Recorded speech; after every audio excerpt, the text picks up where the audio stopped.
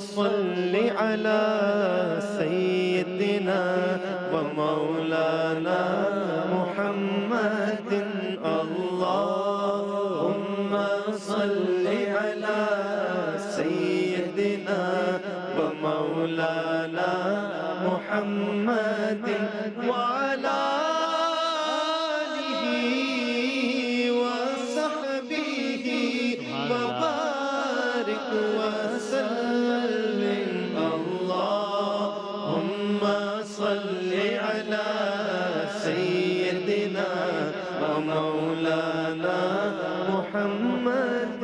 ناظرین کرام، کل گفتگو یہاں تک پہنچی کہ مکے کے مشرکین کے ظلم سے تنگ آ کر مسلمانوں کی ایک جماعت نے ہجرت کر لی ہے حبشہ کی طرف۔ بادشاہ کا نام ہے نجاشی۔ یہاں وہ پہنچے پناہ لینے کے لیے، اور ان کے پیچھے پیچھے مشرکین مکہ کا ایک گروہ بھی آ گیا ہے۔ وہ نجاشی کے دربار میں گیا ہے، ان بادشاہ سے کہہ رہا آپ یہ دولت لے لیں، انعام لے لیں، اکرام لے لیں، لیکن یہ جو مسلمانوں کا گروہ آیا ہے ان کو واپس آپ ہمارے حوالے کر دیجئے۔ اور اس بات کو ریکمنڈ کر دیا نجاشی بادشاہ کے جتنے بھی مصاحب تھے، جو ان کے ساتھ جو لوگ تھے، انہوں نے بھی کہا کہ بالکل ہمیں ایسا ہی کرنا چاہیے، مسلمانوں کو واپس ان کے حوالے کر دینا چاہیے۔ تو نجاشی کے مصاحب جو کہ سب کے سب تھے نصرانی، خلاف اہل دین، ہر شخص نے تائید کی ٹھانی، سب نے تائید کی۔ لیکن اب نجاشی بادشاہ کا اس پر ریاکشن کیا تھا، بڑا انٹرسٹنگ تھا۔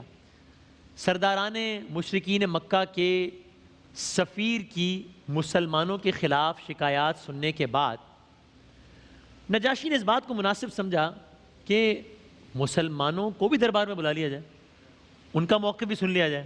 یعنی اس نے ایک ون سائیڈڈ فیصلہ نہیں کیا نجاشی نے، جب کفار کا ایک گروہ آیا تو مسلمانوں کے موقف تو سن لیں کہ کیا ہے، اور ان سے بھی پوچھا جائے کہ بھائی کیا معاملہ ہے، یہ لوگ صحیح کہہ رہے ہیں غلط کہہ رہے ہیں۔ تو اب شاعر نے اس کو یوں بیان کیا، یہ سازش کی ہم آہنگی نجاشی نے بری سمجھی، یہ سازش کی ہم آہنگی نجاشی نے بری سمجھی، گلوئے عدل پر ایسی عدالت ایک چھری سمجھی، مسلمانوں کو بھی اس نے بلایا اور فرمایا کہ تم کو قید کرنے کے لیے یہ وفد ہے آیا، تمہارا جرم کیا ہے، قوم کیوں ناراض ہے تم سے، کیا کہنے ہیں حفیظ جالندی صاحب کے، کیا کہنے ہیں، تمہارا جرم کیا ہے، قوم کیوں ناراض ہے تم سے، کسی کو قتل کر ڈالا کہ بگڑی کوئی شے تم سے، تم نے کر کیا ڈالا ہے بھائی، تمہارا دین کیا ہے، کیا وہ دنیا سے نرالا ہے جسے تم یہ سمجھتے ہو کہ سب دینوں سے بالا ہے۔ یہ نجاشی نے بات کی۔ اب سنیے جناب، اللہ اکبر، کیا کہنے ہیں۔ اب مسلمانوں کی جانب سے جواب دینے کا وقت ہوا چاہتا ہے۔ نجاشی بادشاہ کا دربار ہے، حبشہ ہے، مشرکین مکہ کھڑے ہیں، دربار لگا ہوا ہے، اب مسلمانوں کی جانب سے جواب دیا جانا ہے، اور جواب کس نے دینا ہے؟ آج کا تو دن بھی حضرت علی سے منسوب ہے، جواب دینا ہے حضرت جعفر طیار نے۔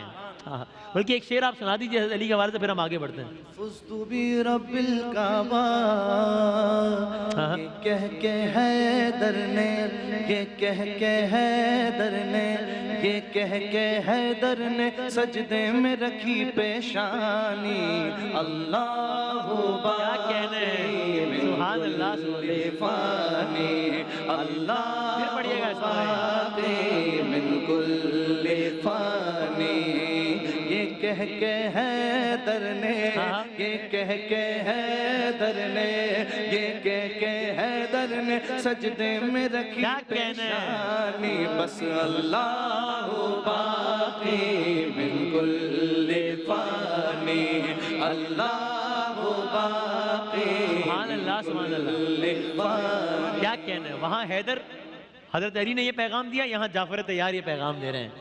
اور حضرت جعفر طیار کے بارے میں شاعر نے کہا، میدان کربلا کے حوالے سے کہا، جناب اون و محمد، جب جناب زینب کے فرزند جناب اون و محمد جب جنگ کرنے کے لیے گئے تو شاعر نے کہا، زینب کے لال رن کی فضاؤں پہ چھا گئے، زینب کے لال رن کی فضاؤں پہ چھا گئے، ایک پل میں لشکروں کے قدم تھر تھرا گئے، اور گھبرا کے شمر نے وہ پسر ساتھ سے کہا، حیدر کے ساتھ جعفر طیار آ گئے۔ اس شان سے، اس دبدبے کے ساتھ آئے تھے۔ تب حضرت جعفر طیار بھرے دربار میں اسلام کی دعوت اور سرکار دو عالم صلی اللہ علیہ وآلہ وسلم کا مکمل تعارف پیش کیا کہ اسلام کیا ہے، ہم کیسی بدترین زندگی گزار رہے تھے، سرکار دو عالم کے آنے کے بعد ہماری زندگیوں میں کیا تبدیلی آئی، کیسی تبدیلی آئی۔ اب سنیے حضرت جعفر طیار کا جواب۔ جناب حضرت جعفر اٹھے تقریر کرنے کو، جناب حضرت جعفر اٹھے تقریر کرنے کو، علل اعلان دین اللہ کی تفسیر کرنے کو۔ بھئی یہی پیغام پہنچا رہے ہیں نا، اللہ باقی من کل فان، یہی پیغام پہنچا رہے ہیں نا بھئی۔ کل وہاں حیدر یہ پیغام پہنچا رہے تھے، آج جعفر طیار یہ پیغام پہنچا رہے تھے۔ جناب حضرت جعفر اٹھے تقریر کرنے کو، علل اعلان دین اللہ کی تفسیر کرنے کو۔